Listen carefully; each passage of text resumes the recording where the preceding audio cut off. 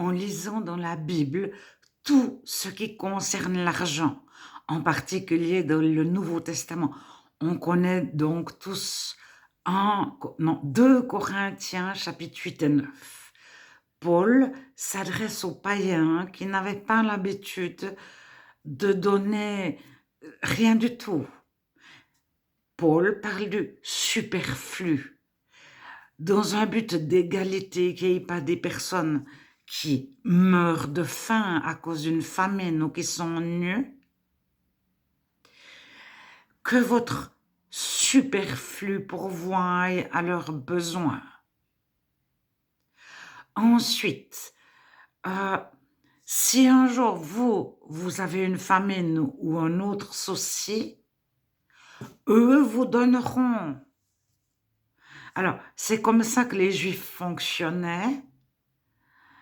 Quand Juifs et chrétiens, enfin quelques Juifs, plusieurs, beaucoup de Juifs et beaucoup de païens deviennent chrétiens, Paul entraîne les païens à faire de même.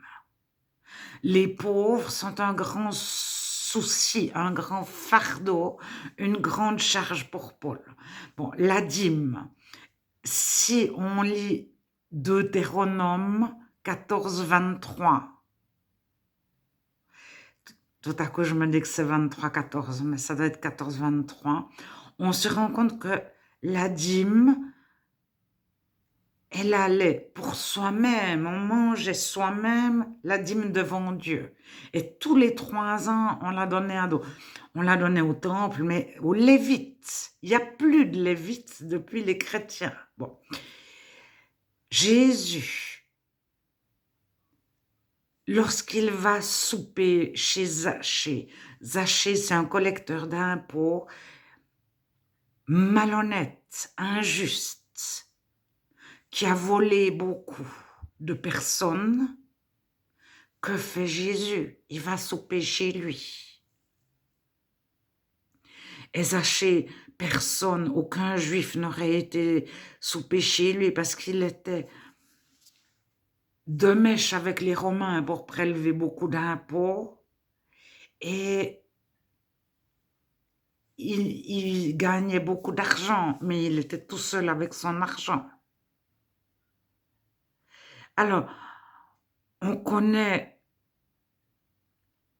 peut-être encore d'autres histoires.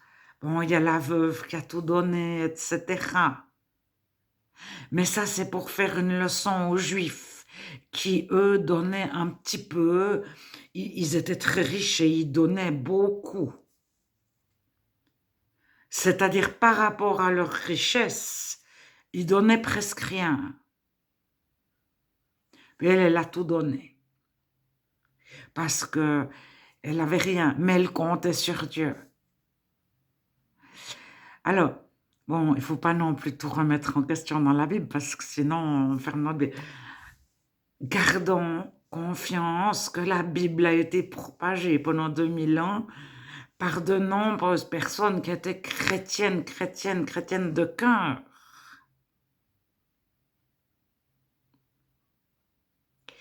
Mais tout à coup, la Bible arrive entre les mains de personnes. Aujourd'hui, la critique textuelle, une certaine critique textuelle, remet en question beaucoup les premiers chapitres des Actes des Apôtres. Chapitre 5, Ananias et Saphira. Je ne sais pas si je vous lis la suite. Vous connaissez l'histoire d'Ananias et Saphira. Ça ne correspond à rien d'autre dans la Bible. Mais la phrase d'avant, il vendit un champ qu'il possédait, apporta l'argent et le déposa aux pieds des apôtres. Et on voit vraiment que dans les 3 4 premiers chapitres des Actes des Apôtres, il y a les apôtres ont pris le pouvoir. Et c'est comme si toute la suite des Actes des Apôtres,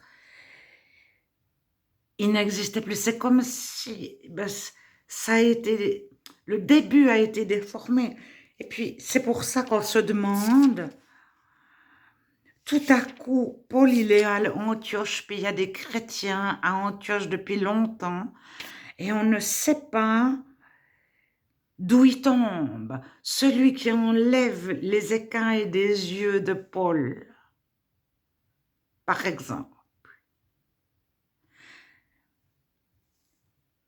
Ça n'a rien à voir avec les 12.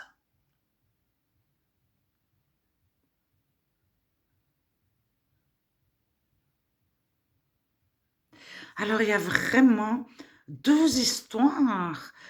Une, c'est Paul, mais c'est Barnabas, c'est Timothée, c'est Sylvain, Silas. Sylvain, Silas, c'est la même personne. Il n'y a qu'une personne qui a deux noms. Comme Priscille et Prisca, c'est une seule personne. Quand une personne prend trop d'importance, on y met deux noms. Il y a 3 fois Priscille et puis 3 fois Prisca. Et Sylvain et Silas, c'est à peu près la même chose. Comme ça, on se dit qu'il y a deux personnes très petites.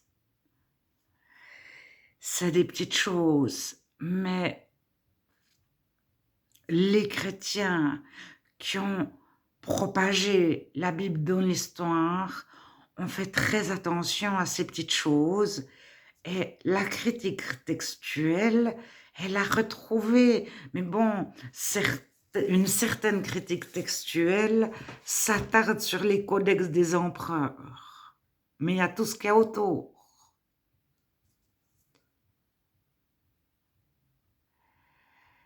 Et les Bibles qui étaient propagées et traduites par les chrétiens, alors, il y avait peut-être des fautes de français, de grammaire, etc.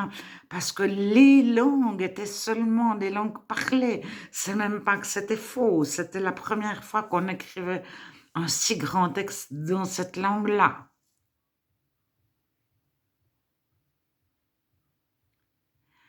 Mais les chrétiens disaient toujours que la Bible confirme la Bible. Il faut lire la Bible par la Bible, expliquer la Bible par la Bible.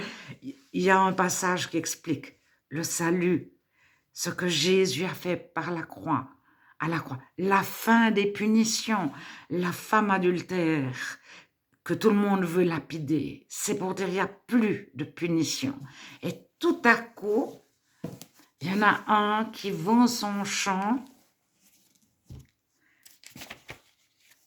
et Ananias et Saphira vendent une propriété et ils ont gardé une partie, ils n'ont pas tout donné aux apôtres et ils sont morts sur place. Ça contredit à peu près tout ce qui est écrit dans le Nouveau Testament.